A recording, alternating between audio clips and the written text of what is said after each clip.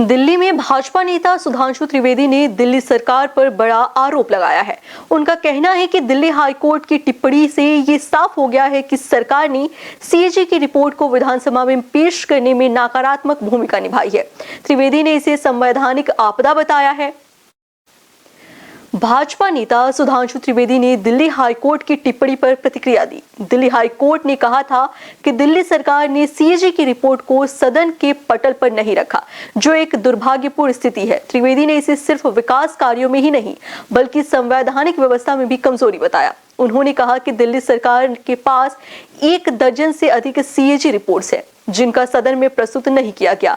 त्रिवेदी ने आरोप लगाया कि अगर सरकार अपनी आय और व्यय का लेखा प्रस्तुत करने से बच रही हो तो ये लोकतंत्र और संवैधानिक व्यवस्था के लिए चिंता का विषय है। उन्होंने अरविंद केजरीवाल की सरकार को आपदा बताते हुए इसे संवैधानिक आपदा करार दिया। त्रिवेदी ने कहा कि ये स्थिति स्पष्ट करती है कि सरकार का ध्यान केवल सत्ता पर है, न कि जनता की भलाई पर।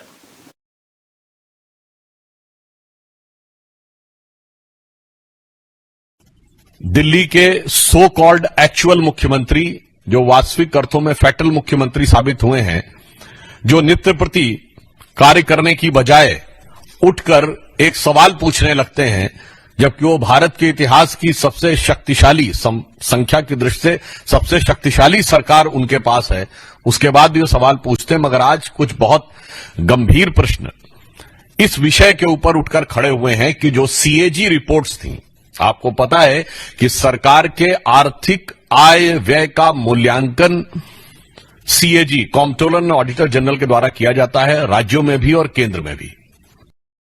न्यू वीडियोस की अपडेट पाने के लिए सब्सक्राइब करें इंडियन न्यूज को और बेल आइकन को दबाएं।